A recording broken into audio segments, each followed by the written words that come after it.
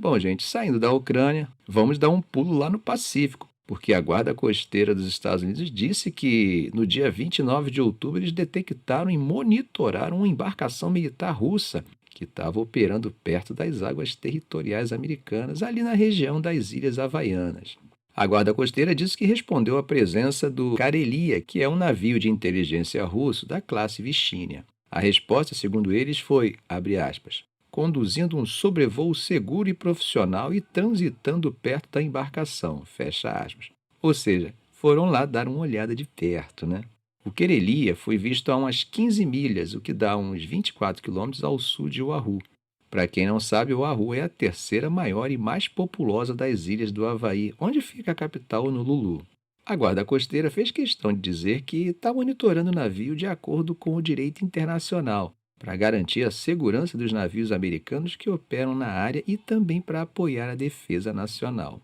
O capitão Matthew Sean, que é o chefe de resposta do Distrito 14 da Guarda Costeira, falou sobre o assunto. Veja o que ele falou, abre aspas. A Guarda Costeira dos Estados Unidos monitora rotineiramente a atividade marítima ao redor das Ilhas Havaianas e em todo o Pacífico, para garantir a segurança das águas dos Estados Unidos.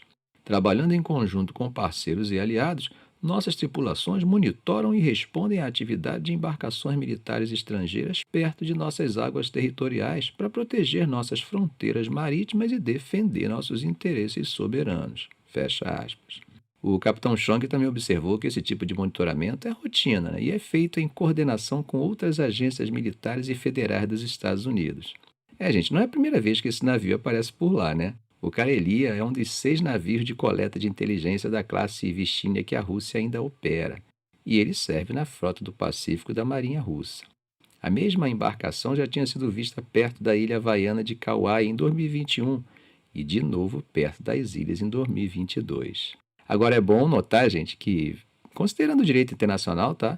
Navios militares estrangeiros podem viajar e operar fora das águas territoriais de outros países, que, para quem não sabe, se estendem por 12 milhas náuticas a partir da costa. Ou seja, ele estava em águas internacionais, mas bem pertinho, né? Bom, meus amigos, atravessando o Mediterrâneo, vamos dar uma espiada nos documentos de planejamento militar dos Estados Unidos para Gaza, hein? Porque o jornal britânico The Guardian teve acesso a esses documentos. O que está sendo planejado, gente, é uma divisão de Gaza a longo prazo. A ideia é criar uma zona verde que ficaria sob controle militar israelense e internacional, e seria onde a reconstrução começaria. Agora, o resto seria uma zona vermelha, que seria basicamente deixada em ruínas, né? Segundo esses documentos e fontes que conhecem os planos, as forças estrangeiras seriam posicionadas primeiro ao lado dos soldados israelenses, no leste de Gaza.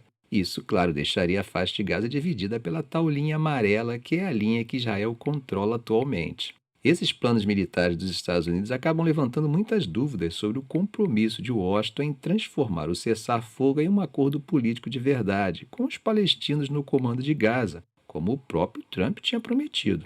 Os planos para o futuro de Gaza estão mudando, gente, numa velocidade impressionante, né? Só para a gente ter uma ideia, por semanas os Estados Unidos estavam prometendo uma ideia de reconstrução em campos cercados, que eles chamavam de comunidades alternativas seguras.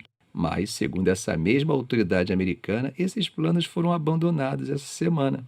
O problema é que as organizações humanitárias, que já tinham criticado muito esse modelo, disseram na sexta-feira que ninguém nem avisou a elas sobre essa mudança de planos. Bom, gente, sem um plano que funcione para uma força de paz internacional, para a retirada das tropas de Israel e para a reconstrução de verdade, Gaza corre o risco de cair no limbo depois de 2 anos de uma guerra devastadora, né?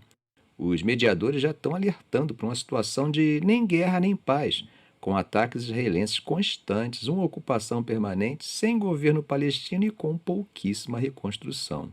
A criação dessa Força de Estabilização Internacional, a ISF, é a base do plano de paz de 20 pontos de Trump.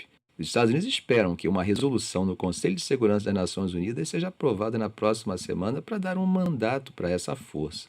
O primeiro passo, gente, é conseguir a resolução, porque os países não vão se comprometer de verdade até verem um texto que foi aprovado. Como eu já cheguei a comentar aqui, Trump descartou colocar soldados americanos no terreno ou pagar pela reconstrução, né? Inclusive, uma fonte diplomática disse que os Estados Unidos deixaram muito claro que querem definir a visão, mas não pagar por ela. No início do mês, O Comando Militar Americano, o CENTCOM, chegou a elaborar planos para colocar forças europeias no centro dessa ISF. Os documentos que o The Guardian viu falavam em até 1.500 soldados de infantaria do Reino Unido e até 1.000 soldados franceses. Também queriam tropas da Alemanha, Holanda e países nórdicos. Só que uma fonte descreveu esses planos como delirantes. Depois do Iraque e do Afeganistão, poucos líderes europeus querem arriscar a vida de seus soldados em Gaza. Apenas a Itália ofereceu uma possível contribuição de tropas. A Jordânia, gente, também foi listada como um possível contribuinte, com centenas de soldados e até 3.000 policiais. Mas o rei Abdullah já descartou isso publicamente. Isso porque, segundo ele, seu país é muito próximo politicamente de Gaza. Um conceito de operação dos Estados Unidos para essa força de paz especifica que as tropas serviriam apenas na tal zona verde. A ideia é começar pequeno, com algumas centenas de soldados, e depois ir expandindo até uma força de 20.000 homens. Mas eles não operariam na zona vermelha, a oeste da linha amarela, onde o Hamas está se reafirmando. Já outro documento fala em soldados estrangeiros fazendo travessias ao longo dessa linha de controle depois de se integrarem com as forças israelenses. Agora, isso provavelmente vai deixar os países que contribuírem com tropas bem alarmados, com medo de ficarem no meio do fogo cruzado e, é claro, de serem acusados de apoiar uma ocupação israelense.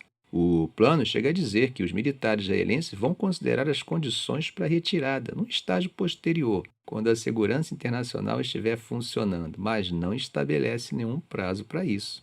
A ideia, segundo a autoridade americana, é que a reconstrução na Zona Verde convença os civis palestinos a se mudarem para lá.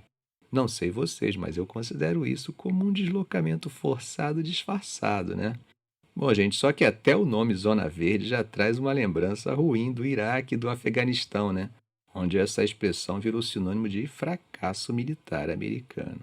Ficamos por aqui. Não sai ainda não. Você gostou do vídeo? Se você gostou, dê um like, inscreva-se no canal, faça um comentário. Eu quero saber a sua opinião, ok?